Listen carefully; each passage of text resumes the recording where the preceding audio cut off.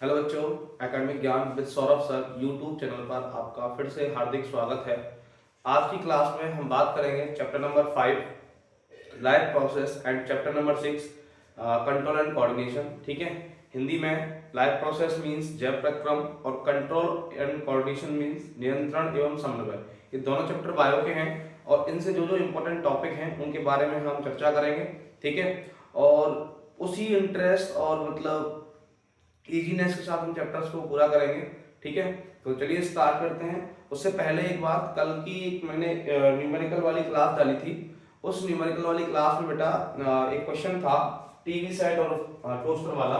तो उसमें TV set का जो पावर था, टीवी सेट का जो पावर था वो 250 वॉट था और उसका यूजिंग टाइम 1 आवर था। ठीक है, और इसके लिए हमें एनर्जी कैलकुलेट करनी थी। तो देखो, सबसे पहली चीज, जब भी हमें न्यूमेरिकल करने होते हैं तो उनमें एमकेएस सिस्टम लगाना होता है, एमकेएस सिस्टम। और एमकेएस सिस्टम का मतलब होता है बेटा metre kilogram second, metre kilogram second. ठीक है, मतलब डिस्टेंस जितने भी टाइप की होती है वो मीटर में आती है और मास जितने भी टाइप का होगा वो किलोग्राम में, और टाइम हमेशा सेकंड में। तो इसलिए मैंने यहाँ क्या टाइम को मैंने आवर में, मतलब आवर से सेकंड नहीं बनाया था। तो आप बनाओगे तो 250 वॉट है ना into 1 hour is equal to कितना होता है 3600 सेकंड। जैसे हम लोग एक घंटे में 3600 सेकंड होती हैं। तो इससे क्या आ जाएगी, एनर्जी आ जाएगी कितनी, 25 6 150 का 0 यानी 15, 25 3 75 15 90। ठीक है, इतने जूल एनर्जी आएगी, है ना। ये तो किसकी है, एनर्जी 1, ये टीवी सेट की एनर्जी है। अब ऐसे टोस्टर में क्या था कि टोस्टर का जो पावर था वो 1200 वॉट था, यूजिंग टाइम उसका 10 मिनट्स था। ठीक है, तो इसको भी मैंने चेंज नहीं किया था, आंसर सही था बट चेंज नहीं किया था। 1200 इंटू 10 मिनट मतलब वो क्या हो गया 600 सेकेंड। हाँ कि ना, 1 minute is equal to 60 second. तो ये 12 6 की 72 720000 इतना जूल। तो आप देखो, ये है इकाई, ढाई, सैकड़ा, हजार, 10,000, लाख, 9 लाख जूल। और ये है इकाई, ढाई, सैकड़ा, हजार, 10,000, लाख। ये 7,20,000 जूल है, ये 9 लाख जूल है। तो किस कौन सा ज्यादा है, तो E1 ज्यादा है। तो E1 ग्रेटर देन E2, ये पूछा था। आंसर फाइनल अपन का सही था बट टाइम को हमने चेंज नहीं किया था, तो लॉजिक गलत था। ठीक है, तो ये सही कर लेना। ये न्यूमेरिकल मुझे बाद में वीडियो देखने के बाद पता चला कि ये गलती हो गई थी। ठीक है, अब देखें आगे जो अपनी क्लास है मेन, उसकी तरफ बढ़ते हैं। तो याद रखना, न्यूमेरिकल्स में ऑलवेज एमकेएस सिस्टम अप्लाई करना है, मीटर किलोग्राम सेकंड। ठीक है, और टाइम हमेशा सेकंड में लेना है आपको। देखें, अभी जो चैप्टर है उन चैप्टरों की बात करेंगे। ये इंटरेस्ट नहीं बताएगा, वो चैप्टर में सबसे पहले जो बात करेंगे वो पढ़ेंगे अपन लाइफ प्रोसेस। ठीक है, जैव प्रक्रम, और अपन डिटेल में इतना बात नहीं करेंगे। ठीक है, हर चीज को क्वेश्चन वाइज देखेंगे, प्रश्न के हिसाब से। ठीक है, तो लाइफ प्रोसेस वाले चैप्टर में स्टार्ट करने के लिए सबसे पहली चीज देखो, मेरे पास ये आरबीडी की बुक है, इसमें जितने भी टाइप क्वेश्चन है सारे अपन करेंगे चैप्टर वाइज, दोनों चैप्टरों के। ठीक है, जो इस साल संभावित हो सकते हैं ना। तो देखें फर्स्ट क्वेश्चन, पहला प्रश्न, पहले एमसीक्यू करा देता हूं कि हिंदी में हृदय की किस प्रकोष्ठ की दीवार मोटी होती है। Which part of heart, which part of heart has thick wall. ठीक है, तो हृदय के किस पार्ट की जो वॉल है वो थिक होती है, मतलब हार्ट के किस पार्ट की वॉल, हार्ट के किस पार्ट की वॉल मतलब दीवार मोटी होती है, किस पार्ट की दीवार मोटी होती है। ठीक है, दूसरा प्रश्न है, उसके बाद दूसरा प्रश्न है कि एथिल अल्कोहल क्या होता है, what is what is ethyl alcohol?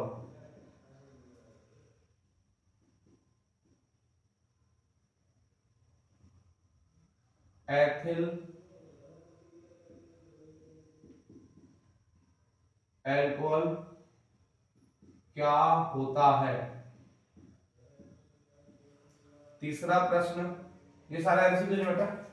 Third question है, how many chambers, how many chambers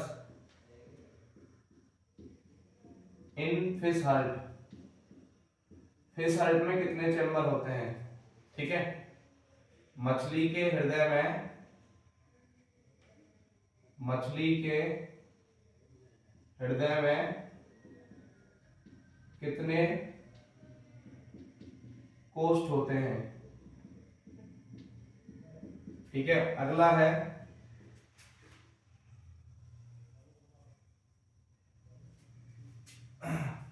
अगला है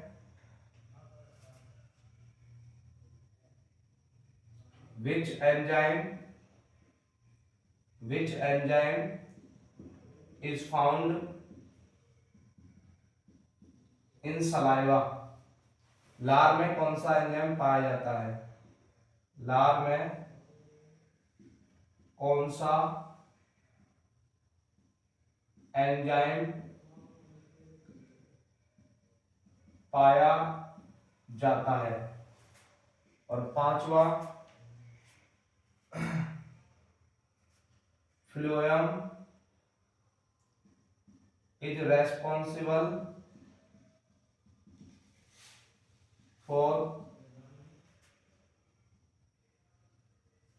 फ्लोएम उत्तरदायी होता है। ठीक है, तो ये थे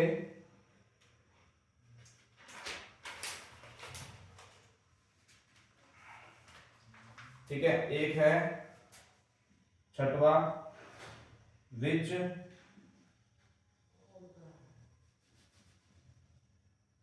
विच device measure BP, blood pressure. ठीक है, कौन सा यंत्र, कौन सा यंत्र रक्तदाब मापता है? ठीक है, ये 6 है बेटा। तो सबसे पहली चीज आपको ये 6 एमसीक्यू पढ़ने, देखो पहला है विच पार्ट, राइट से आंसर लिखूंगा मैं। पहला है which part of heart has thick wall, तो किस पार्ट में थिक वॉल? सबसे पहली चीज बेटा, जो थिक वॉल्स होती हैं वो किसकी होती हैं? एट्रियम, एट्रियम के बाद नहीं वेंट्रिकल, तो वेंट्रिकल की वॉल थिक होती है, ध्यान रखना।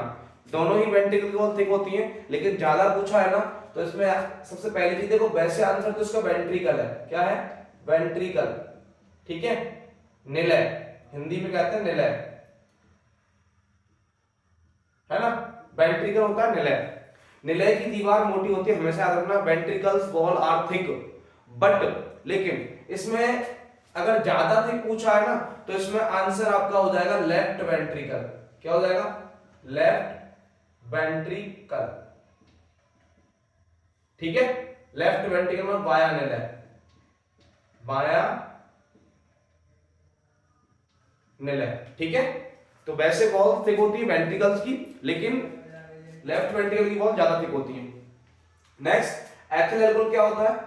C2H5OH, C2H5OH एथिल अल्कोहल होता है। एंड ये बनता कहां है अगर इसकी पूछा जाए, तो बेटा एथिल अल्कोहल बनता है in the yeast, in the yeast cell, in the yeast cell, मतलब यीस्ट कोशिका में, यीस्ट कोशिका में, इन द यीस्ट कोशिका में। C2H5OH एथेनॉल का या एथिल अल्कोहल का फॉर्मूला होता है, और ये यीस्ट सेल में बनता है, और ये बनता है बेटा during anaerobic respiration, during anaerobic respiration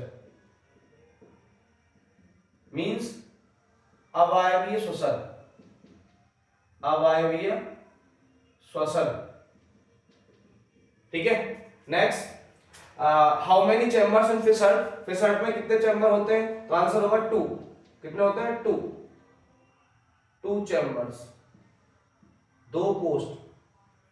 next, which enzyme is found in saliva? तो एंजाइम सलाइवा में कौन सा होता है? Salivary amylase. Salivary amylase.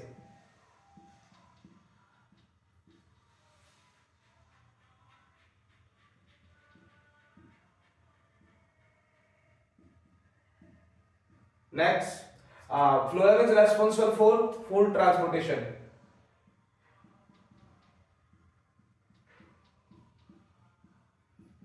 Food transportation means खाद्य परिवहन। Next, which device measure BP? तो BP sphygmomanometer. Sphygmomanometer. स्फाइगमो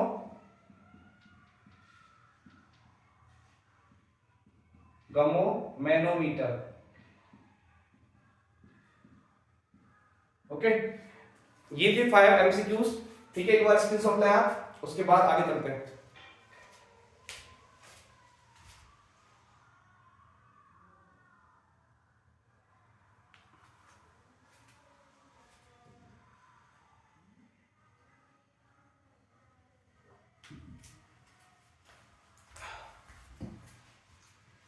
next, इसमें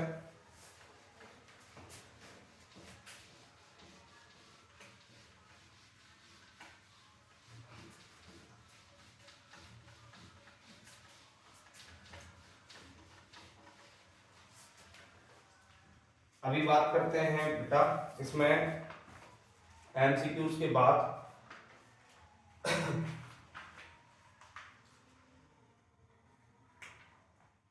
क्वेश्चन है, क्वेश्चन नंबर 1।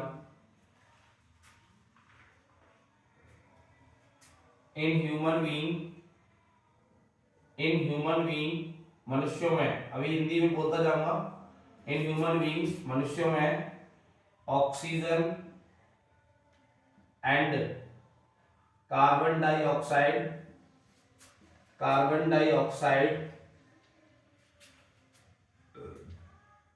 इज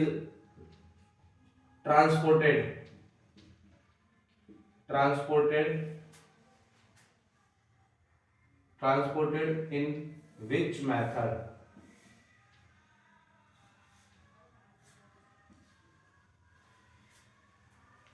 मतलब मानव में ऑक्सीजन और कार्बन डाइऑक्साइड का परिवहन किस तरीके से होता है, कैसे होता है, ये पूछा है। तो बेटा याद रखना, ऑक्सीजन और कार्बन डाइऑक्साइड, ऑक्सीजन ट्रांसपोर्टेशन के लिए ह्यूमन बीइंग्स के पास होता है बेटा हीमोग्लोबिन। क्या होता है? हीमोग्लोबिन, जो कि आरबीसी सेल्स में होता है।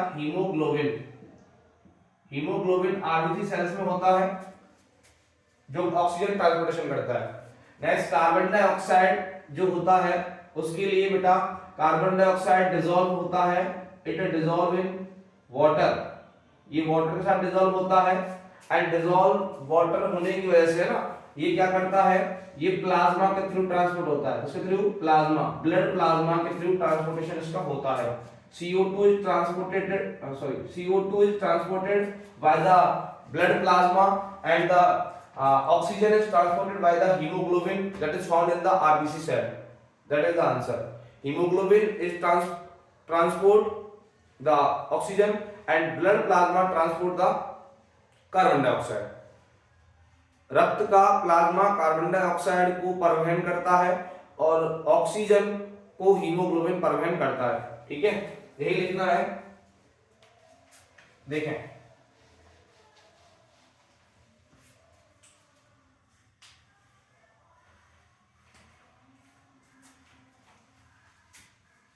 Oxygen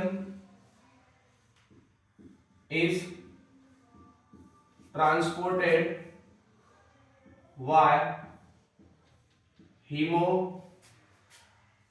haemoglobin of RBC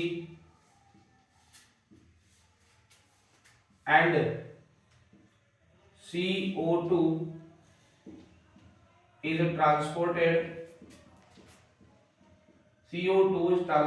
by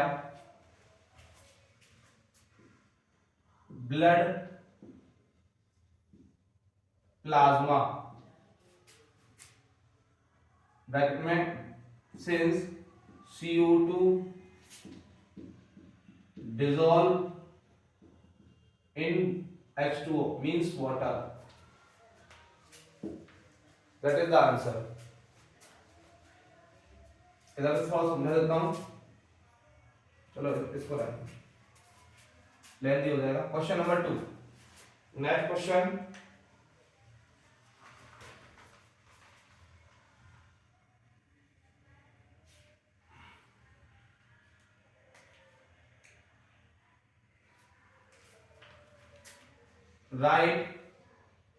write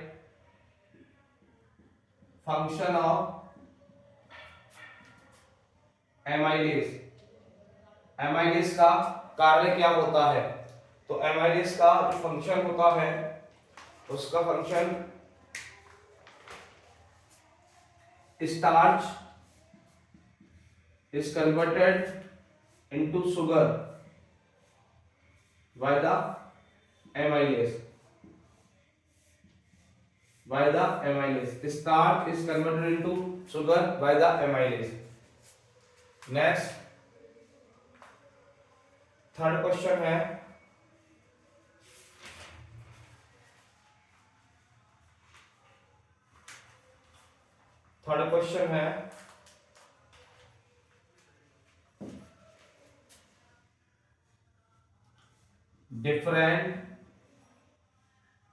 write the different ways of glucose breakdown during respiration। श्वसन के दौरान ग्लूकोज के अपघटन के सभी तरीके, अलग अलग तरीकों को लिखें। ठीक है, तो अभी इसमें आंसर जो है,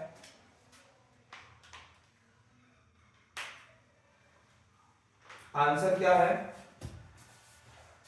आंसर इसमें देखो, सबसे पहली चीज आपको ग्लूकोज का फॉर्मूला पता होना चाहिए। ग्लूकोज होता है C6H12O6। तो इधर मैं लिख देता हूं ग्लूकोज, ठीक है, C6H12O6। ये ग्लूकोज बेटा डिकम्पोज होता है फर्स्ट इन पाइरूवेट, हिंदी में भी सेम है पाइरूवेट। फॉर्मूला होता है C3H3O3 पाइरूवेट। नेक्स्ट, पाइरूवेट तीन तरीके से डिकम्पोज होता है। In presence of oxygen, oxygen की उपस्थिति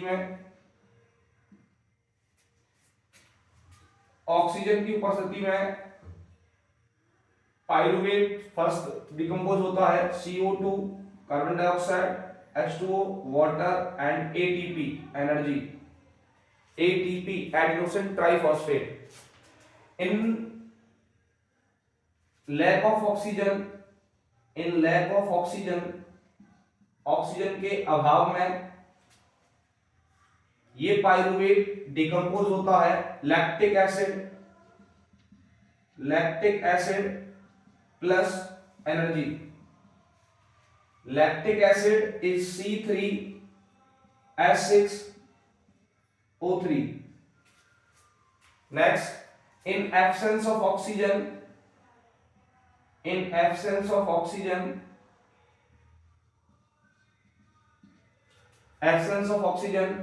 pyruvate decompose in ethanol plus ATP। ethanol means C2H5OH and this process is known as fermentation इस प्रोसेस का नाम किण्वन होता है, फर्मेंटेशन किण्वन, और एथेनॉल मींस एथेनॉल ही है। ये जो नीचे वाला प्रोसेस है इसको अवायवीय श्वसन कहते हैं, ये ऊपर वाले दोनों प्रोसेस वायवीय श्वसन में आते हैं, ठीक है। ये हो गया आंसर इस क्वेश्चन का। नेक्स्ट क्वेश्चन इसका अगला प्रश्न जो है, differentiate between artery and veins, differentiate between artery and veins.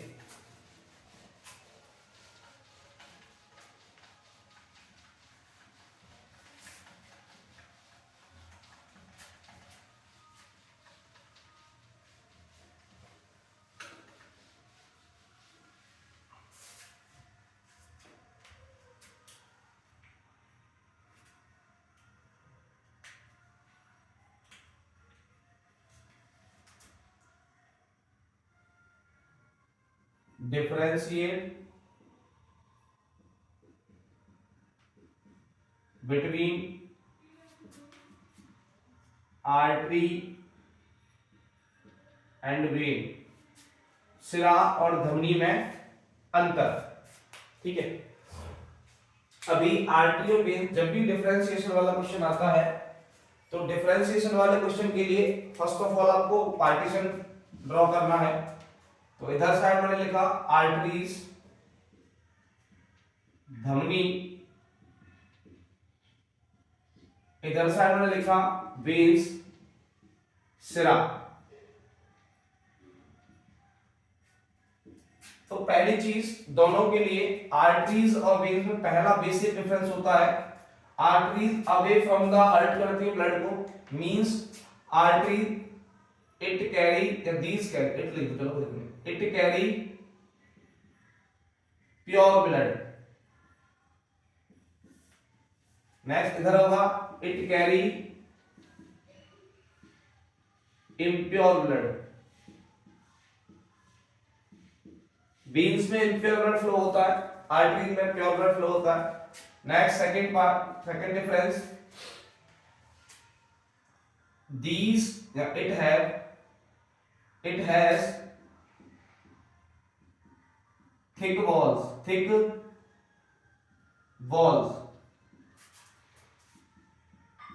it has thin walls। next third, its wall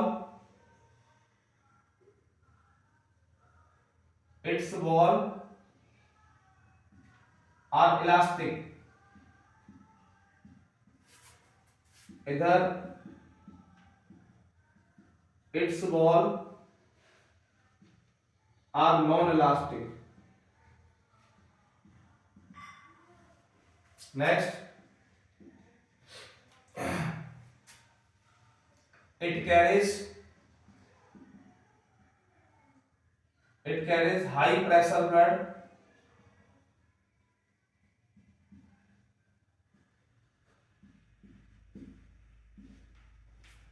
इधर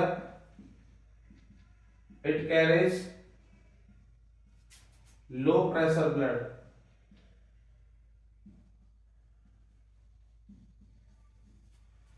एक्सेप्शन अपवाद, इसमें हो जाएगा पल्मोनरी आर्टरी,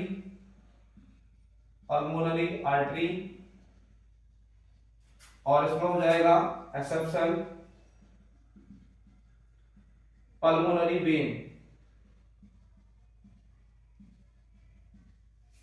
देखें बेटा, सबसे पहली चीज हिंदी बता देता हूं कि आर्टरी मतलब धमनी जो होती है उनमें प्योर ब्लड मतलब शुद्ध रक्त बहता है, और सिरा जो होती है उनमें इम्प्योर ब्लड मतलब अशुद्ध रक्त बहता है।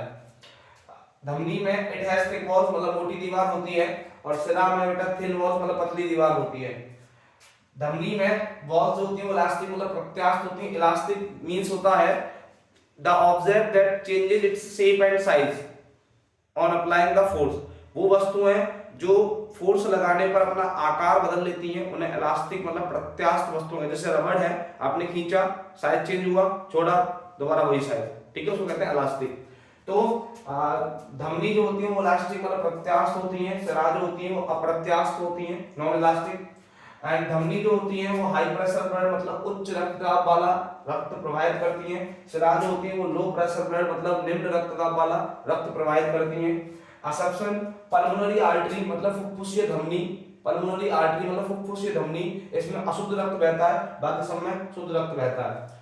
इधर असप्शन है अपवाद पल्मोनरी वेन मतलब फुफ्फुसीय सिरा, फुफ्फुसीय सिरा एक ऐसी सिरा है जिसमें शुद्ध रक्त बहता है, बाकी सब में अशुद्ध रक्त बहता है। ये 5 पॉइंट के डिफरेंशिएशन मैंने दिखा दिया, बाकी और भी बढ़ा सकते हैं पॉइंट, जैसे कि लार्जेस्ट आर्टरीज ऑल्टा है ना, सबसे बड़ी धमनी महाधमनी होती है, और largest when is vena cava, और सबसे बड़ी सिरा महासिरा होती है। ठीक है, ये आप लिख सकते हो। बाकी ये हो गया क्वेश्चन का आंसर। नेक्स्ट अभी अगला क्वेश्चन अपन पढ़ेंगे difference between lymph and blood. Difference between question number 5, difference between blood रक्त एंड लिम्फ लसिका, लसिका और रक्त में क्या अंतर होता है। तो बेटा ब्लड और लिम्फ में जो डिफरेंशिएशन है वो भी कॉलम वाइज करेंगे अपन। तो इधर ब्लड मींस रक्त और इधर लिम्फ मींस लसिका, लिम्फ लसिका। तो फर्स्ट ब्लड इज कलरफुल, तो it is colourful, it is colourful, रक्त रंगीन होता है। ठीक है, और इधर लिखोगे लिम्फ इट इज कलरलेस, यह रंगहीन होता है, इट इज कलरलेस, लसिका रंगहीन होता है, ब्लड रंगीन होता है। इट कंटेन प्लाज्मा, इसमें प्लाज्मा होता है, रक्त में प्लाज्मा होता है। It does not contain plasma, it does not contain plasma, it does not contain plasma, लसिका में प्लाज्मा नहीं होता। Next third point, blood it contain high protein, it contain high protein, रक्त में ज्यादा प्रोटीन होती है।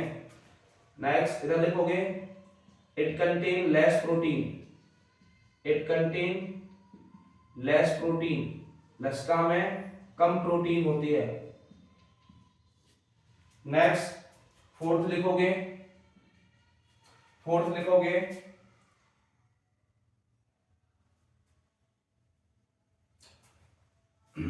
it is fluid tissue, fluid tissue, fluid tissue। और इधर लिखोगे मतलब ये तरल ऊतक होता है ब्लड। इधर लिखोगे it is filtrate, it is filtered, it is filtered fluid tissue।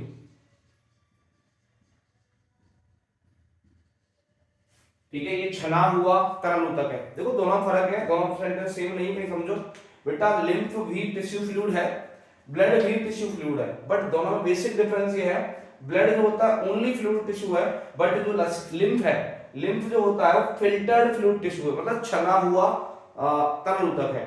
ये छना हुआ है, ये बिना छना हुआ, मतलब ये डिफरेंस है। ये 4 डिफरेंस है, आप स्क्रीनशॉट लें, आगे बढ़ते हैं फिर।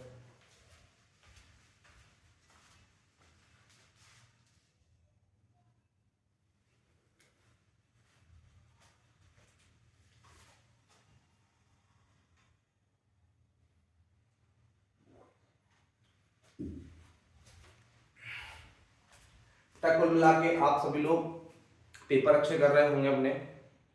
तो देखो कभी भी टेंशन लेनी नहीं है, टेंशन लेने से पेपर अच्छे नहीं होते, पढ़ोगे तभी अच्छे होंगे, केवल सोचोगे तो कुछ नहीं होगा। पहले अगर कुछ सोचा है अच्छा करने का तो फिर भाई मेहनत करो, ठीक है। रात में जगो, पढ़ो, सुबह जगो, पढ़ो, दिन में टाइम मिलता है दिन में पढ़ो, जब जब टाइम मिले तब तब पढ़ो, और टाइम ना मिले तब भी निकालो टाइम, क्योंकि बिना टाइम निकाले आप कुछ नहीं कर पाओगे, ठीक है। नहीं पढ़ोगे तो बाद में पेपर खराब होगा। फिर देखो पेपर देने के बाद हर किसी को टॉपर वाली फीलिंग आती है ना, लेकिन जब रिजल्ट आता है तो फिर देखने दिखाने लायक आता है, फिर रोना आता है कि अगर काश में पढ़ लेता तो दिक्कत नहीं आती, ठीक है। तो इसीलिए याद रखना कि सुबह टाइम मिले तो सुबह पढ़ो, रात में टाइम मिले तो रात में पढ़ो, ठीक है। जब जब टाइम मिले तब तब पढ़ो। जैसे कि मैं हमेशा एक बात कहता हूँ कि अगर कुछ अच्छा करना है ना तो उसके लिए कुछ सेक्रीफाइसेस करने पड़ते हैं, त्याग करना पड़ेगा। थोड़ा इस टाइम सोना कम कर दो, है ना, खेलना कम कर दो, फोन चलाना कम कर दो, तो उस टाइम को इन्वेस्टमेंट कहाँ करना है, पढ़ाई में। यही टाइम आपके पास आज का दिन है, कल का दिन है और परसों का दिन है। 21 तारीख का पेपर है साइंस का, ठीक है। और बिना पढ़े अगर आप पेपर देने सोच रहे हो दूसरे के भरोसे जाकर तो कुछ नहीं होगा, ठीक है। सिवाय बस इतना है, पासिंग मार्क तो हर कोई ले आता है, वो इम्पोर्टेंट नहीं है, लेकिन एक अच्छे नंबर लेके आना वो ज़्यादा इंपॉर्टेंट है, और उसके लिए पढ़ना पड़ेगा, ठीक है। तो जो आपको पढ़ाया जा रहा है वो सफिशिएंट है। सबसे पहली चीज़, जो भी आपके रिलेटेड टीचर ने नोट्स लिखा है उनको रिवाइज करें कंप्लीटेंसी के साथ, ठीक है, पूरी तरीके से। और उसके बाद जो भी इंपॉर्टेंट टॉपिक्स, इंपॉर्टेंट क्वेश्चंस आपके टीचर्स ने आपको प्रोवाइड करें उनको आप रिवाइज करें, बस उतना सफिशिएंट है, उनको ही बार बार रिवाइज करते रहें, ठीक है। उससे बाहर कुछ नहीं जाएगा, ये भरोसा रखें, ठीक है। और डेली जब भी आप जो भी पेपर टाइम होता है उस पर जब पेपर देने जाओ तो एक बार अपने गुरु का, अपने माँ बाप का ध्यान करके जाया करो कि हाँ मुझे कुछ करना है, ठीक है, उस हिसाब से। और प्रेजेंटेशन बहुत जरूरी है, जितना अच्छा लिखोगे उतना अच्छा नंबर भी आएगा। कॉपी में ओवर राइटिंग, कटिंग वगैरह मत किया करो। और लास्ट में जब भी अगर आपको याद रहे तो याद से जहां आपके क्वेश्चन कंप्लीट होते हैं आंसर, वहां पर द एंड लिखना होता है, रोल नंबर लिखना होता है और नेम लिखना होता है। उसके बाद के जो ब्लैंक पेजेस होते हैं उनको सिंगल लाइन से क्रॉस करना होता है। क्रॉस मतलब ऐसे एक्स नहीं बनाना, आपको सिंगल लाइन से क्रॉस करना है ऐसे, ठीक है। और उसके बाद अच्छा ही होगा सब कुछ अगर पढ़ोगे तो आगे देखें नेक्स्ट क्वेश्चन। नेक्स्ट क्वेश्चन है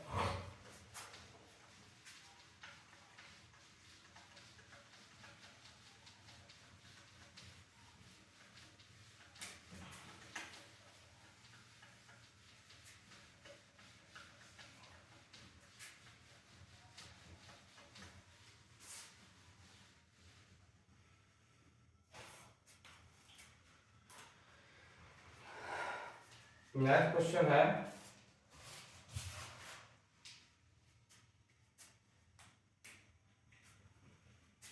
sixth question, what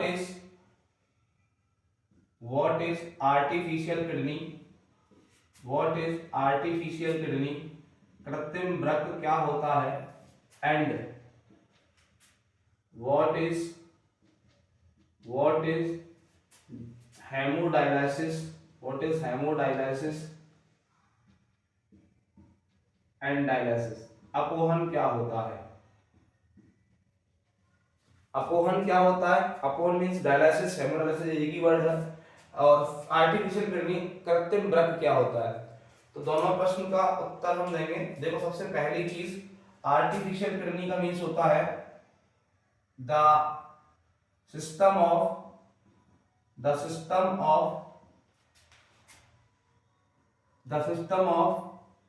permeable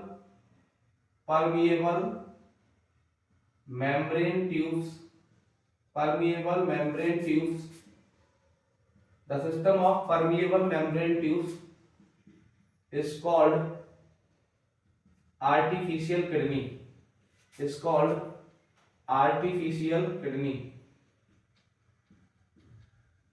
system of permeable membrane tubes is called artificial kidney. It functions it function like natural kidney accept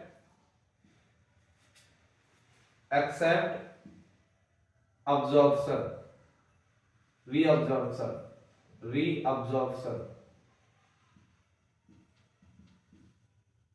पुनः अवशोषण नहीं होता। Except reabsorption. Next dialysis and hemodialysis अपोहन। The process of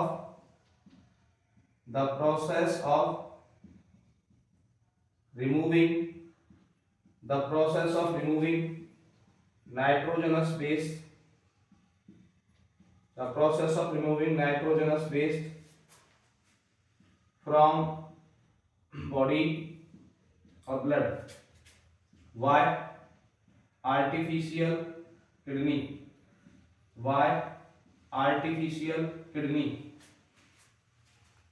is called hemodialysis. Okay. The process of removing nitrogenous waste from the body by artificial kidney is called hemodialysis.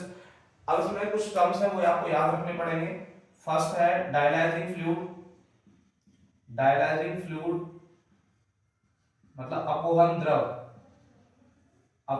इससे काम होता है it has osmotic pressure equal to the blood. मतलब कि जो dialysing fluid अपोहन द्रव होता है उसका परासरण दाब ब्लड के बराबर, रक्त के बराबर होता है। नेक्स्ट इसमें याद रखना है in this process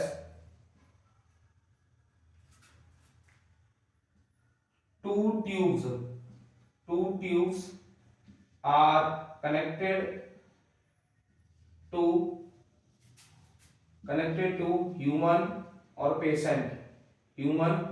blood vessels। मानव की रक्त वाहिनियों से दो नली कनेक्ट होती हैं, ठीक है। First carry impure blood, second carry pure blood. First तो कैरी करता है इम्प्योर ब्लड, मतलब पहली जो नली होती है वो अशुद्ध रक्त को परिवहन करती है और जो दूसरी नली होती है वो शुद्ध रक्त को करती है। और दोनों ही टाइप के ब्लड को पास होना होता है डायलाइजिंग फ्लूइड से। डायलाइजिंग फ्लूइड का जो काम होता है वो होता है अब्सॉर्ब करना इम्प्योरिटीज को, और इम्प्योरिटीज जो होती हैं वो एक टैंक में स्टोर हो जाती हैं। मींस नाइट्रोजन वेस्ट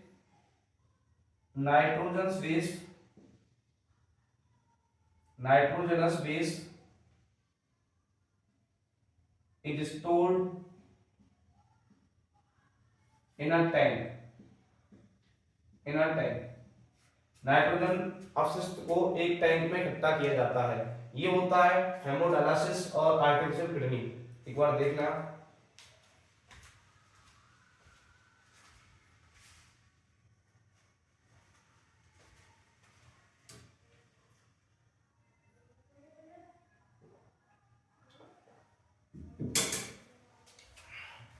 इसके साथ आगे की क्लास हम कल कंटिन्यू करेंगे। थोड़ा तबीयत की वजह से अभी क्लास पे ही रोकते हैं। अभी मेरी एक बात याद रखना, झूमकर मिलती है जिंदगी उसे, झूमकर मिलती है अक्सर जिंदगी उसे, झूमकर मिलती है अक्सर जिंदगी उसे जो जिंदगी को देखकर मुस्कुराता है। तो पहले से आप मुस्कुराते रहें, टेंशन बिल्कुल ना लें। पेपर आपका अच्छा होगा अगर आप ढंग से पढ़ोगे तो, ठीक है। तो इसी के साथ शुभ रात्रि, जय हिंद, मिलते हैं अगली क्लास में।